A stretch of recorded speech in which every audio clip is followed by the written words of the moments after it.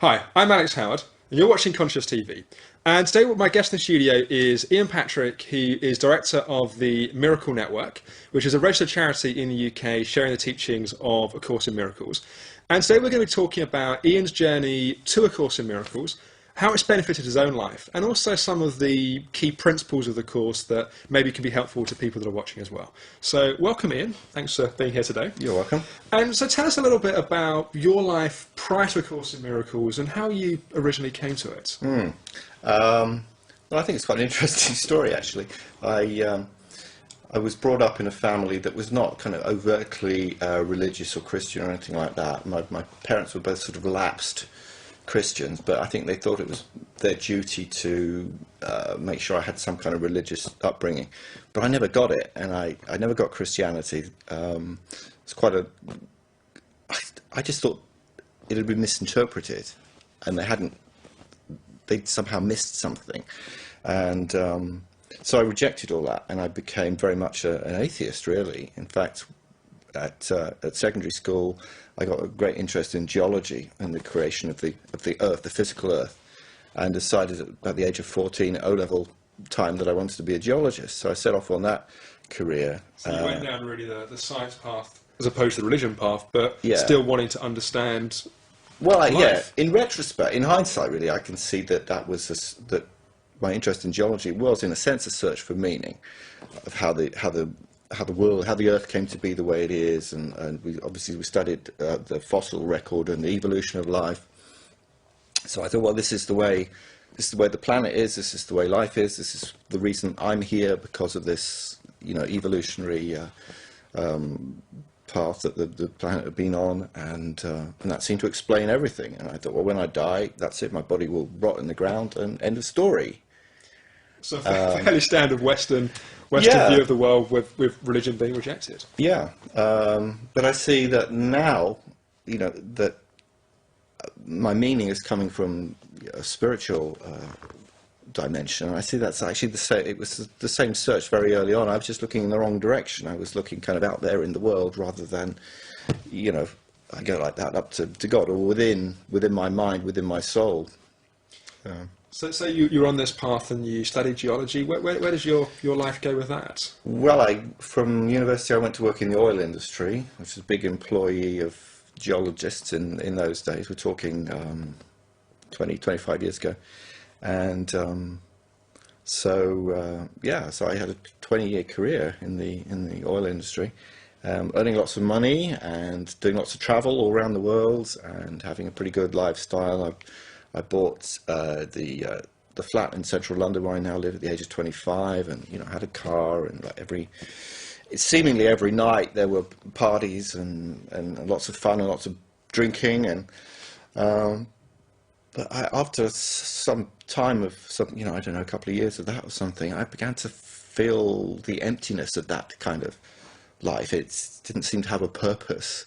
Well, it's interesting that you got to a point where it sounds like you had what you thought you wanted and what you believed would make you happy. And I think it's quite interesting people actually reach that point, because I think quite a lot of people spend their lives thinking, when I get there, then I'll be happy. But in some ways, you were fortunate enough to get to that point fairly young, that you were then able to go, well, actually, maybe this isn't everything that I want it to be. Yeah, exactly. It's what society told me that I ought to have, and and they just felt like there had to be something more. How quick it was just empty. I had everything. I was full. My life was full, I would say, and yet it felt empty. And with that feeling, initially, were you just kind of ignoring it, thinking it was, it'll go away, or, I just need to, get a bit more balance in my life, or was there, because I think that's something that I think quite a lot of people experience in some way, but yet they never really, they either try and ignore it, or they just try to get caught up in life. And I'm curious as to how that feeling then turned into actually the beginnings of some action that we'll come to in a little bit. Well, I'm not really that clear about that process, but I know, I did certainly try to ignore it for a while, and mostly, I think along with most people, what I did was I ignored it by filling my life with more of that stuff. So more parties, Still, more travel. yeah, still thinking that, well, when I get a little bit more of that, when I travel a bit more, or I get a few more friends, or a few, whatever it is, then, then I'll be happy. Then I'll be fulfilled. When I get my new TV set or a new car or something. And of course, these things are great for about 5 minutes or something, and then the emptiness kind of comes back again. Well, they never fail to disappoint. Yeah, well, it's interesting how we live in a culture where people exactly think that. They think, if I get more, then I'll be happy. But of course, it's in some ways a bottomless hole that they're trying to fill in that way. Yeah. So, as a friend of mine says, it's like trying to fill the Grand Canyon with a shovel. It's never going to do it. Yeah, that's very good. It's never going to be enough. So I'd lived with this feeling of like there must be something else for quite a while. But I think the first time I actually vocalised it was with a friend of mine. We were walking through St James's Park in London one lunchtime, I think, and I just vocalised those thoughts. There must be something else. Why do we do this? What's the point of it all? And he said, oh, so-and-so in the office has just done this course, and he was really raving about it, and it seemed to really help him. And he didn't know anything more about it. He didn't know what the course was or what they were taught or anything, but I just decided in that moment I wanted to do this course. It's interesting. It sounds like you had quite a strong feeling right at that point, because I'm sure the position you are now in terms of running the network, and I know in my life that often you have conversations with people and they're interested, but they're kind of in one ear out the other, and it could easily have been a conversation where you just went, oh yeah, but obviously something either spoke to you from him or from within. What was the draw that you like? I think I'm something going to go and do that. Yeah, I think something just resonated within me. And this happened several times. This course that the guy in the office had done was not a Course in Miracles course, but it led me to people who were then promoting, a little bit later on, were promoting Course in Miracles teachers. So I first heard this title of the book, A Course in Miracles, and I thought, well, what is this? And a friend of mine showed it to me, and I took one look at it. Took one look at the size of it and the Christian language and the density, and like there aren't any pictures in the book. It's kind of a bit of it's a completely daunting thing. And yet something told me this was important. I rejected it, and yet something told me it was important. So there's that resonance. Yeah. I'm curious also, as you were kind of sitting there in the workshop, because I know that for me, when I kind of first started doing kind of work on myself and going to workshops, so I just kind of sit there and think, oh my God, these weird people around me, and it sounds like you had at that point a career in the oil industry, and you had a certain model of the world of how you were doing things, and suddenly here you were on this workshop talking about this completely different way of looking at things. What was that like? Those early kind of days when you were kind of beginning to be exposed to some of these ideas? Well, the Course in Miracles says two parts of our mind. There's the part of our mind that's in tune with reality, with spirit, and then there's the rational ego mind that's very much fixated on the world. So I was very much aware of the two parts of my mind. That my ego mind was saying, this is insane, these people are nuts, this is a cult, all kinds of stuff like that. And yet that the other part of my mind that was connected with spirit, with truth, although it actually wasn't a spiritual course, this first one that I did, but again something was just telling me this was important, this is going to be a turning point. And I guess there was enough dissatisfaction in some ways with what you already had, that there was a driver to explore more of it. Yes. Yeah. So as you then did that workshop and you developed some more workshops that you started to follow the path with, what started to happen for you in your own life? That you kind of said how you were dissatisfied before. How did that start to change?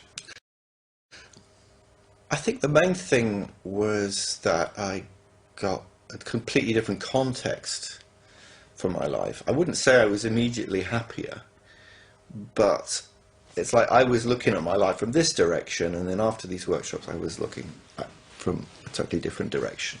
So my whole experience of my life changed. And so there was no turning back, and that was I think that was an immediate result. And then subsequently, I then moved sort of step by step, doing my, applying these ideas to my life. So I think immediately my relationships improved. I think It's a greater level of intimacy I found in my relationships, a depth. I'd have real conversations with people, probably for the first time in my life. Conversations that weren't, around just talking about stuff, what was on TV or football results or, or places I'd been to in the world, or talking about oil or whatever. We were talking about, feelings and emotions and thoughts and more abstract concepts, but actually kind of much deeper and realer. Yeah, and as you were going down this path, and it was almost like, it sounds like initially you had then a foot in two worlds. You had still your career in Ireland, your friends, and I guess some of the parties still and that kind of thing, and also the beginning of this inner path that you were on. How was that, and how did your friends from your other life, your previous life, what was their reaction to both your interest in it, but also the changes that were happening in you? Well, I think at least initially, these changes were very much for me only, and I didn't think that I had to share them with anyone particularly. It was about my life, and it was about seeing my life in this different context. So I could even go to these parties and have these, inane conversations, but I took them less seriously. So I was still trying to make them mean something. And once I realised they didn't mean anything, they had no depth, and there was no real significance, except, I think, as the Course in Miracles would say, the love that was experienced between the two people. That's the only thing that's real about a relationship. It's not, the superficial stuff. So I just saw it was that they weren't as important as I had made them. Therefore, I was able to actually to enjoy them a lot more. So I could still do the same stuff, but from a slightly more objective viewpoint. Yeah, and slightly one step removed, but not disengaged, but just not so attached and not so caught up in the neurosis. And you were also able, it sounds like, to bring the deeper connection you were feeling inside of yourself into these interactions as well. Did other people respond to you differently as a result of that? They noticed the difference. Yeah, I mean, some people I did tell them about what I was doing, but I didn't try to convert anybody or anything like that. But yeah, they noticed. One or two people said, "Oh, there's something different about you. You seem happier. You seem lighter." Those sort of comments, and you go, "Oh, all right," But it wouldn't really have mattered if they hadn't noticed, because it wasn't for them. Yeah. And at that point, was it? What was the vehicle? Was it primarily through going to seminars, or was it that you were practicing the course by yourself? Obviously, we'll come to a little bit later to the interview about what the course actually is and what it involves and that kind of thing. But what was your kind of daily, I guess, usage of the material? Well, actually, it was several years after this first workshop that I actually came across A Course in Miracles. Okay. I mean, probably 6 years, something like that. So in that period, were you doing other workshops, or were you on a path at that point, or were you just kind of dabbling, for want of a better word for it? Yeah, I think I was dabbling. I was to an extent. I accused a friend of mine of spiritual window shopping. It was like spiritual tourism, I think let's call it. Yeah. I think I did a bit of that. But as soon as I found A Course in Miracles, I say 6 years after that initial turning point, I just immediately felt at home with it, actually, and to a huge degree, I've dropped all the spiritual tourism, and just kind of settled on that. And I think that's really important for anybody, whichever path you choose. If you choose, yoga or Buddhism or, whatever, just stick with that. Don't try and, mix and match it with other things. Just whichever one you settle on. Do that. Because I think otherwise you kind of do everything an injustice. Well, I guess there's a level of, people are trying different things, that there's a central commitment to something that it's given enough practice that it can actually be a benefit. Because if you do something different every week and nothing gets there's no real chance of integration into life if it's, there's not a usage of it. Yeah. So you got to the point that you were applying it more in your life as you came more to A Course in Miracles. What happened then? Because obviously you then went on to set up the charity side of it. But I'm curious as to that. that journey from your own experience to then looking at where you would then take it eventually professionally as well. Well, again, if I just might add a little bit of the story, because I don't want to miss it out. When I first heard about the book, A Course in Miracles, I said I took a look at it and rejected it, and something told me it was important. So I bought a copy, and again, something told me to stick with it, even though the rational part of my mind was rejecting it, another part of me was saying this is important. And then there's a great teacher of A Course in Miracles that many people have heard of called Marianne Williamson. And when I first heard her, I again had a similar experience. I couldn't stand her voice. She spoke too fast. She was American.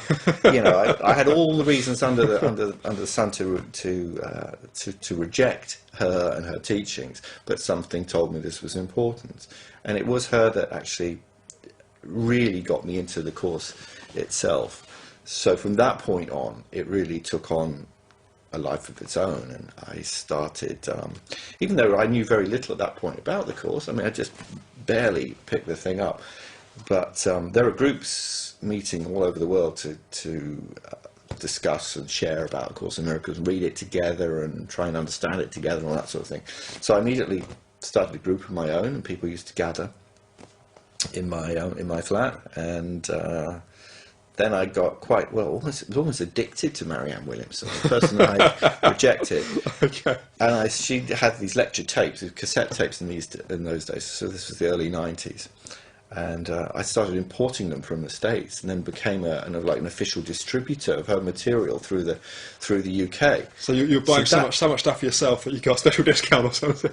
Well, I got a license from her to actually make these tapes.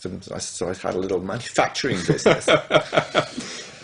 It's amazing. I just any step along the way, it's like, well, what's the next thing? What's an opportunity that has presented itself? Oh, there's an opportunity to distribute these tapes, and there's an opportunity to manufacture them, an opportunity to have this group, and I didn't plan to do any of it.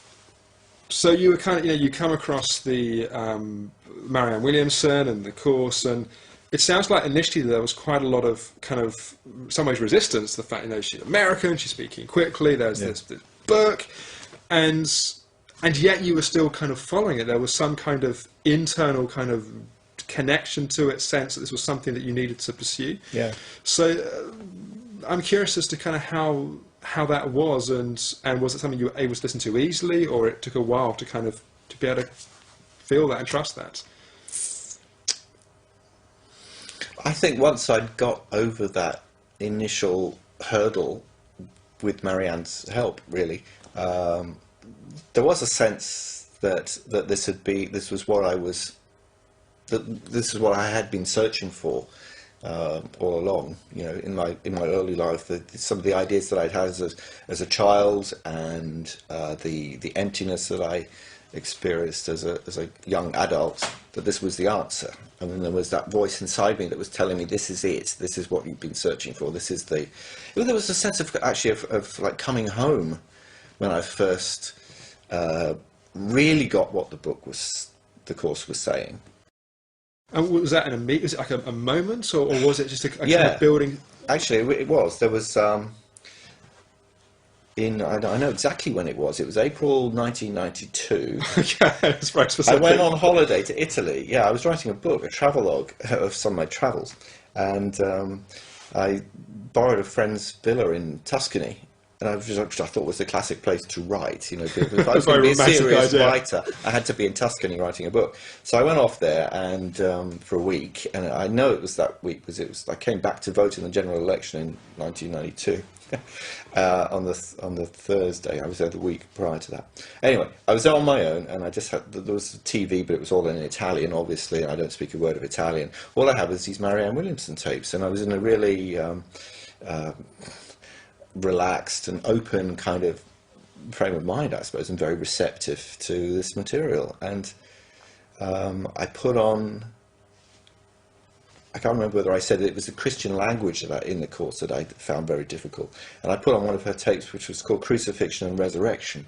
So I went straight... It's fairly Christian in terms of language. Straight into the language stuff. But she explained what those words meant in terms of how we crucify ourselves, and how we can learn to resurrect from that, to that the message of Jesus actually around the crucifixion and resurrection was that it was psychological. They were psychological rather than Christian words. And there was a sense of aha. You know, there was a really deep, well, we talk about light bulb moments. You know, there was a huge light bulb moment. It was like a sun coming up, not just a light bulb.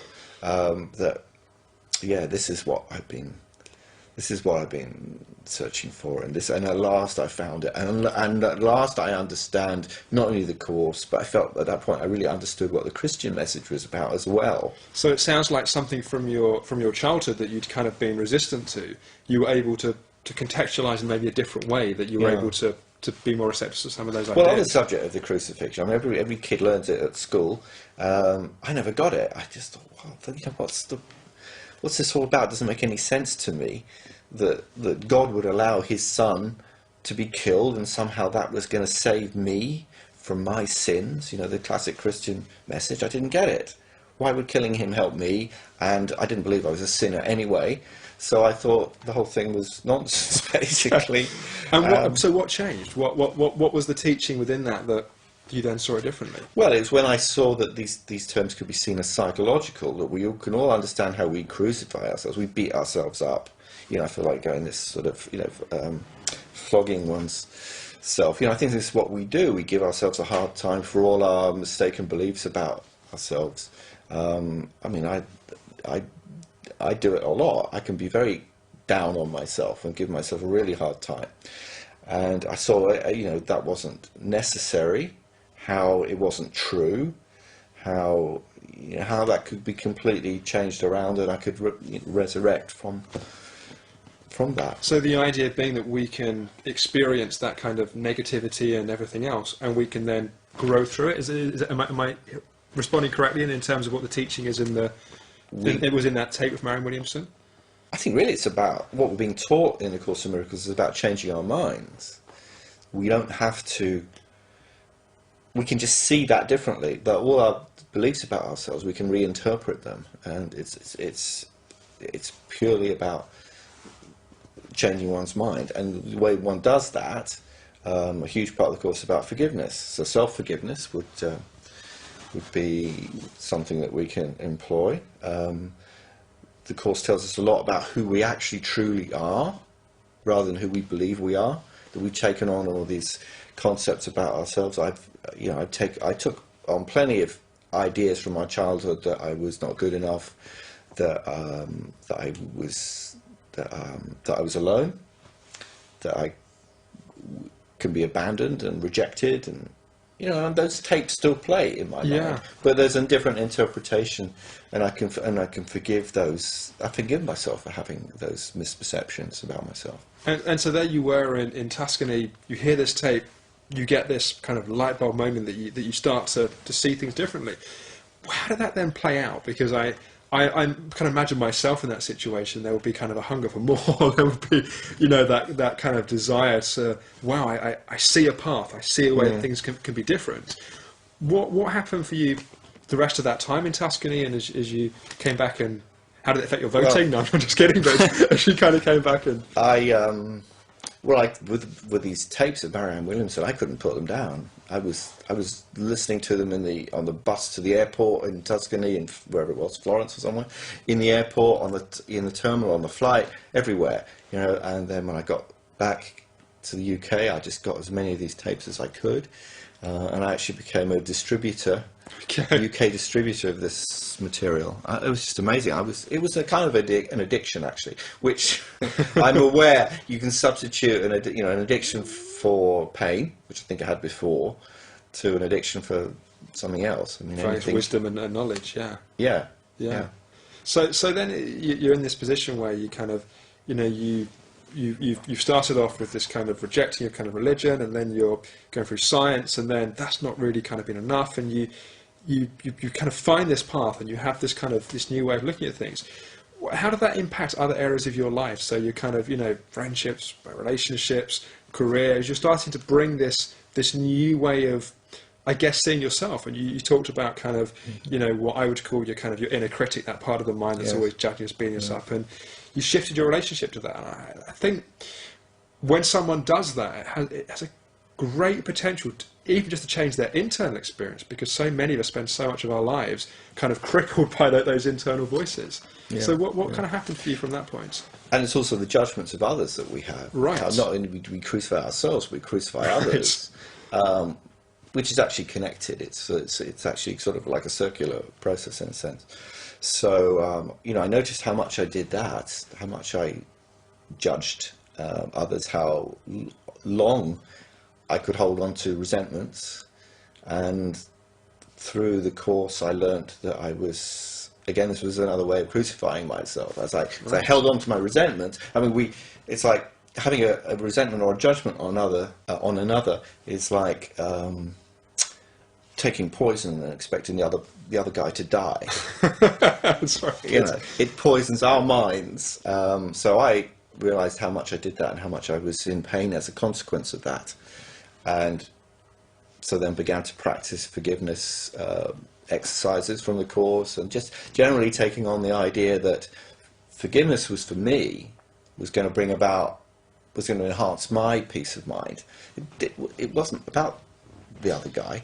He wasn't going to die because I was drinking the poison. I was the one that was dying from taking the poison. Right. Well, I guess within that there's a shift in the responsibility for your life, that somehow you started to see how you could change yourself, and your life as a result would be impacted by that.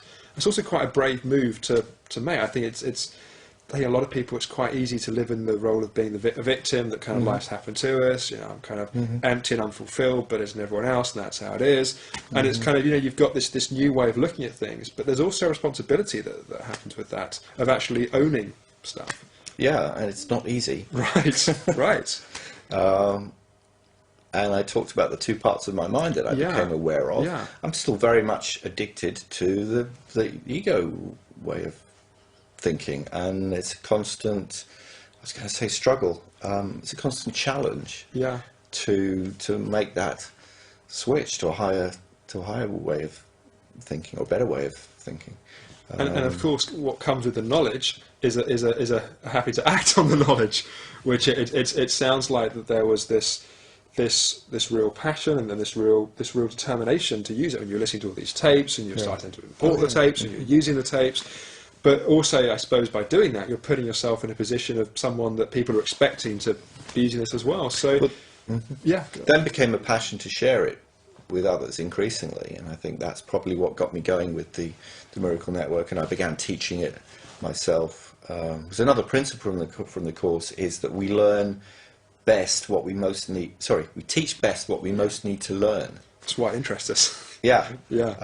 So I get a tremendous amount out of the writing that I do and the teaching workshops. Yeah. In a way, I don't do it for other people. I do it for me. No, I understand. But they benefit in the process, and it's a wonderful experience. Yeah. Well, we talked a fair bit about this Course in Miracles. We've actually said nothing about what it is, and I think what also is interesting about it is that, in my understanding of it, you talked when you were a child, that you had this rejection of religion, this rejection of kind of those kind of terms, and yet there's quite a lot of that used in A Course in Miracles. So I'm curious as to a bit about how A Course in Miracles came about, what it is, and your journey with opening up to that. It's a very powerful story, actually, how it came about. You want me to? I'm curious briefly the backstory behind it. All right.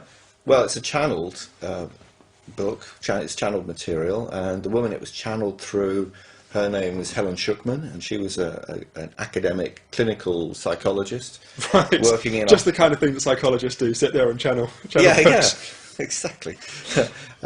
She was working in a hospital in New York City in the 1950s and 60s, and she was working with this guy called William Thetford, and they had a very difficult working relationship.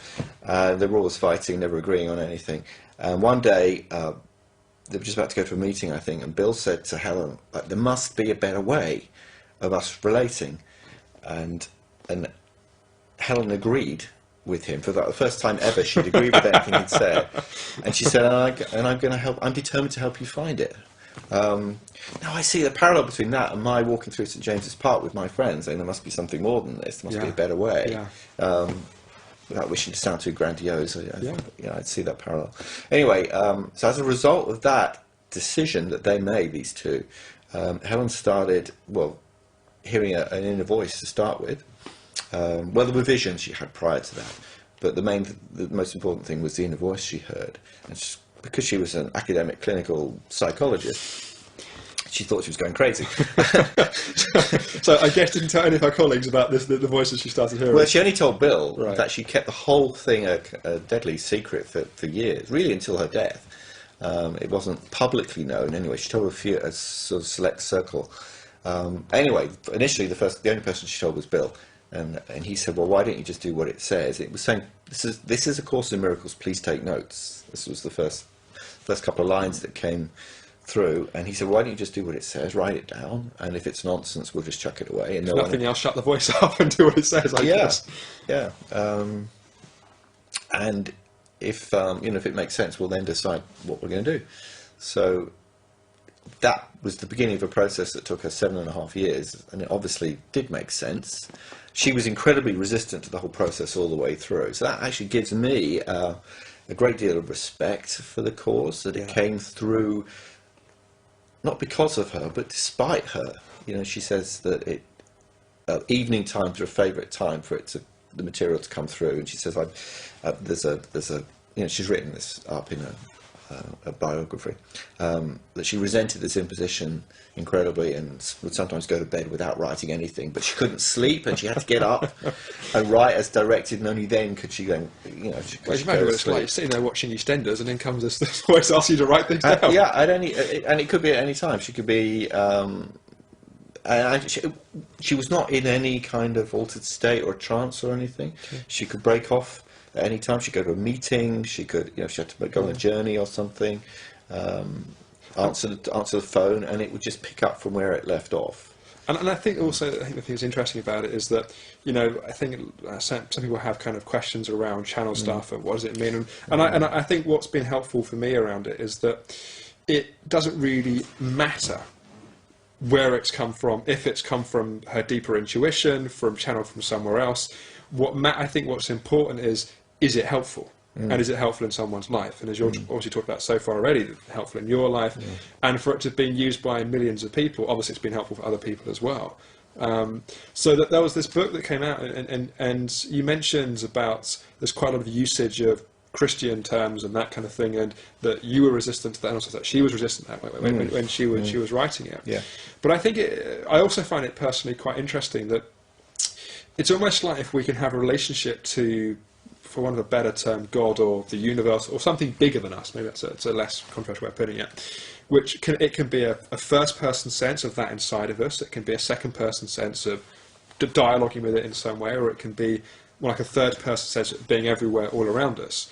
And I think, as you talked about in your experience, I think it's true for a lot of people that the traditional use in religion of this God being someone you talk to and wants to punish you and send you to hell if you don't, tidy your bedroom or whatever, which we're told as kids. But I think there's something very interesting, and it's been true of some other books in some ways as well, that it opens up that possibility of asking for help to something other than ourselves, and actually taking our ego or our sense of ourselves a bit out of the equation and opening up that relationship again. Right. And I'm curious if that was also true for you, if it helped you develop a connection again to some kind of guidance beyond just kind of science and that kind of way of looking at things. Yeah. Well, definitely. There's an awful lot in what you just said. You have to start with, it doesn't matter whether you believe that this book came from Jesus, or you don't believe that you believe in God or the Holy Spirit or any of that kind of stuff. The Course says if you apply the ideas, then you'll then have the experience, and that's all that's really necessary. It doesn't really matter who wrote how the book came, where it came from, or anything. And there's that. For me, when I read the words in that book, there's a deeper experience of it being true.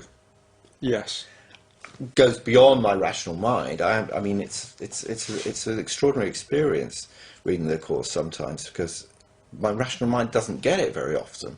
I might read a paragraph and it's just like my rational mind is just tied in a knot.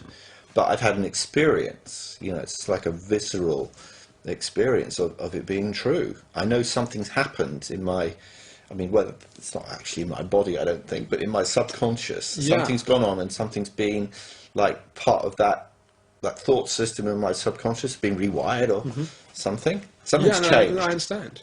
Yeah. And there's a sense that there's some kind of guidance or some kind of support beyond just self. Yes. You know, and I think that's very isolating for a lot of people, the sense that it's basically just them.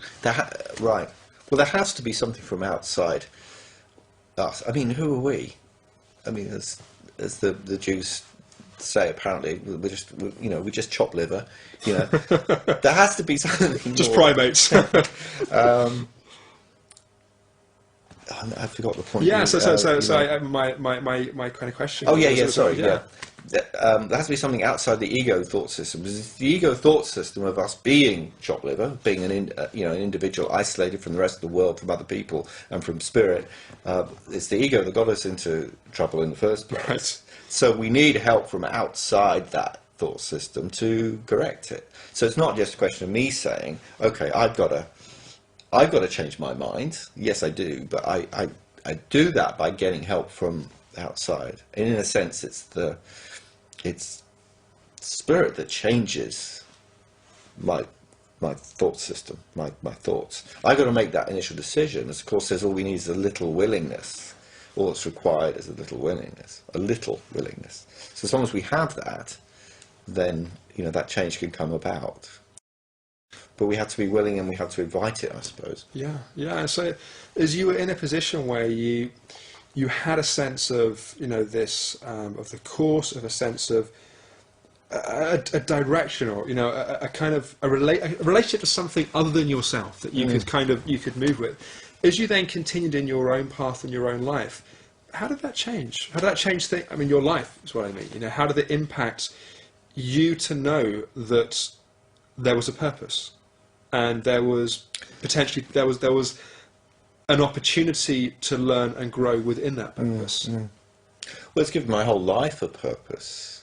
I think I talked earlier about it having a different context, but in addition to the context, there was a different purpose to my life. I see now that everything, I mean, when things are going well, when I'm happy and things are good, well, that's good.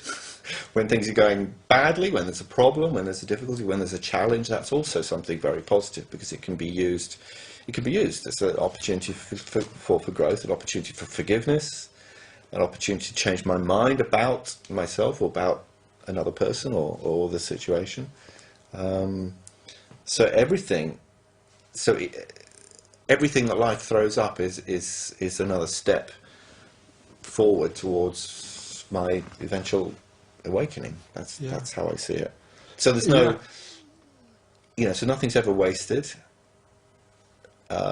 People kind of, wonder what life's all about, as I did, and now that's completely changed for me. I know I know about the meaning of life, and it's not 42. It's 43 actually, but anyway. Okay, yeah. So that's huge actually for me. Yeah, and so you, at this point, you were still working in the oil industry? I gave that up about 10 years ago, actually. But at this point in the story, I mean, so as you were starting to apply the... I was. Yeah. So the moment of kind of deciding, this was something you were going to spend your life doing. Was that a moment, or was it a series of events, or? I think I was getting closer to that gradually, but actually it was a series of events. Basically I'm a coward.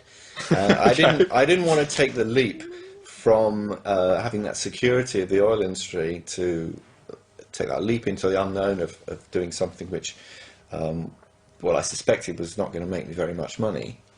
But something happened. I got the details of which are that I got invited to be an expert witness in a legal case, and it was an oil related. The case was related to a guy who was a geologist, and I'd gone through a similar career path that he was going to go through. He'd been involved in an accident. He'd injured his had completely lost the use of one of his arms, And so he was seeking compensation from an insurance company. And I was just asked to go into court and give my experience of working in the oil industry as a geologist, going on the career path. And I got an amazing sum of money for doing that. So I thought, well, I only need to do this for a few days a year, and you know, I got it made. Okay. So that was the reason I gave up the oil industry. Okay. And I'd never had another experience like that. I've never been called to be an expert witness. I registered, but I guess there's not that many court cases. Okay. Unfortunately. But you see, there was a bigger plan. Yeah. That I wasn't aware of. Sense. Yeah. That's what it took to get me to make that step. I needed that, what I thought was going to be a safety net, but actually it wasn't, because as I say, I never got another case like that. But I thought that was my safety net, so that allowed me to take this step. But yeah, there was a greater plan. Yeah. I think. So then, you know, you mentioned a bit earlier on in the interview, you mentioned that A Course in Miracles is really about forgiveness. Yeah. And I'm curious just a bit more about that, and about how that's been practically usable in your own life, or people that you've met through your work that you've done, and how people have actually been able to use that in real life situations. Yeah. Well, what I could do is I could give you 3 examples, one from my own life, and 2 from that sort of been on the news that everyone will have been aware about. On the side, we've got to look at situations where someone does not apply forgiveness. Okay. And the effects of that. We talked about the poison that we give to us, whether we take, we expect the other person to die. A classic example of that, in my mind, one I often quote actually, is remember the case, I hope this is not too controversial, the case of Myra Hindley, when they wanted they wanted to let her out of jail, and whenever this subject came up and on a TV discussion, or on, you know, it was up in the courts, or whoever was going to decide, they would bring on one of the mothers of one of the kids that was murdered, and do you think Myra Hindley should be let out of jail? And this woman would sit there and go, I think that woman should rot in hell for what she did, you know. Yeah. And this is 40-something years after the event, and as tragic, as awful as it was, and how you can understand how she would feel like that, I thought, you know, every bit, if not more tragic than the actual murders, was the fact that she'd been carrying around that complete hatred for 40 years, completely understandably.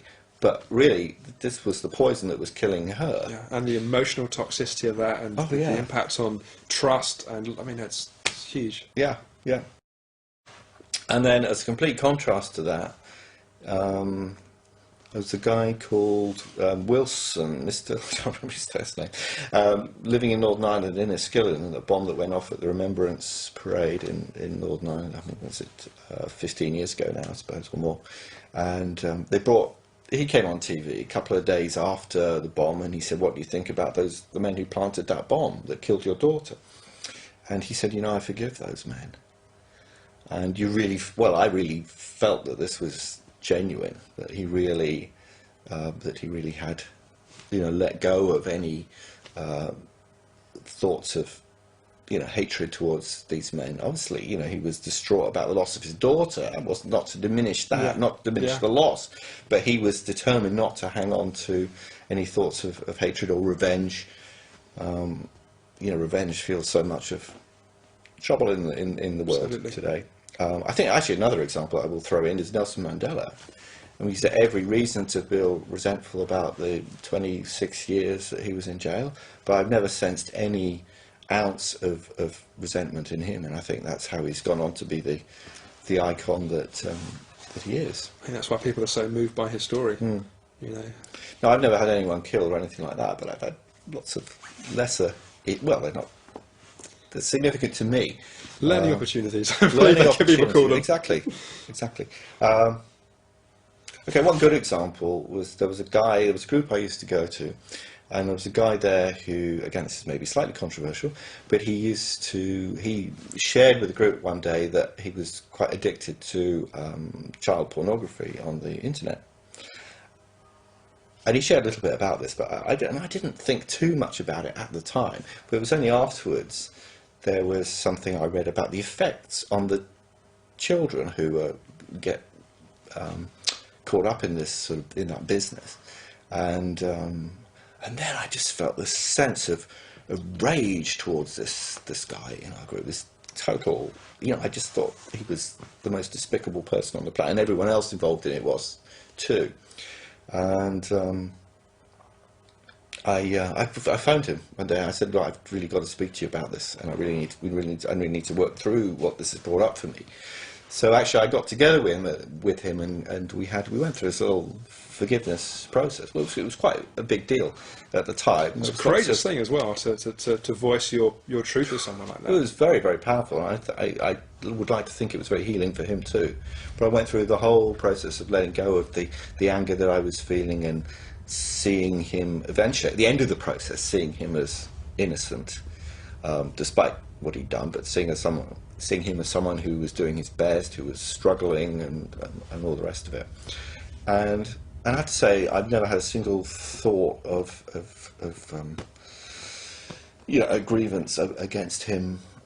Never a single thought of disgust and all the stuff I was feeling before. It just, in one 20-minute exchange, it was completely gone. And the interesting thing as well that I think about this is that if you're having that level of reaction, ultimately somehow that's your reaction to it. Whatever he's doing, but something inside of you is being triggered by that, and it's the willingness and the ability to own that, and to be able to kind of work through it in that way. Well, there's a great line in the course that says we're never upset for the reason we think. And we think, oh, so and so's done whatever it is they've done, and that's the reason I'm feeling upset. But actually, no, it's because it's triggered something in me. And it would have been very easy in that situation to kind of stay on the moral high ground of, obviously I'm right and he's wrong, and wars get started over this kind of stuff. I mean, on a macro level, the impact of that, seeing all negativity outside of ourselves and having to fix it in the outside world, it can cause so much destruction in the world. I think what that did to me with that guy in our group, not that I'm into the same kind of stuff that he's into, but I think all of us have the potential to abuse in some way, abuse others in some way or another. Even if it's in very subtle ways, we all have our stuff that we do. Yeah, and I recognised that I had that potential. So in forgiving him, I was forgiving myself of those beliefs I had about myself. So I'm also curious, if we've got a couple of minutes left, I'm curious as to where the journey you've had to where you are and where you see yourself going in the future with this, because it sounds like it's become a central ingredient, for want of a better word, to your happiness and your life. Yeah. The greatest thing for me is to be of service to people. That really feeds me. So that's what I see that I'm going to continue to do. And I don't know what that's going to look like necessarily. I mean, I could sit down, somebody wants me to do a 1-year plan and a 5-year plan and a 10-year plan, and actually I don't know how to begin to do that. Because all the way along I've just taken the next step. What's presented, what seems to be the step to take now. Oh, well, that's it. I've been called to do that. I've been called to do this interview. I didn't plan to come and do this. I was invited. So, I don't know how the next year or 2 years, or 4 or 5 years or 10 years is going to look. Other than just to continue to be of service. Well, it sounds like also a big part of the turning point in your whole journey was this finding of an inner guidance and a willingness to trust it and to go with that. Yeah. Yeah, going from how I thought my life should be, that it should be that I should have this money and these travel opportunities and all this stuff around me and these parties we talked about, to being led. And again, that's a huge part of the course. Actually, it's training us to get in touch with that part of our mind that's open to guidance. Yeah. And I'm working on that. Great. That's great. Well, thank you, Ian, for your time today. And also, through Ian's organisation, there's every 2 months there's a magazine which is published, which is the Miracle Worker. There's also the Miracle Cafe, which is a monthly, I believe, event where there's speakers and discussions and kind of a social kind of side as well. So do check that out, and thank you for watching Conscious TV, and hopefully we'll speak to you again soon.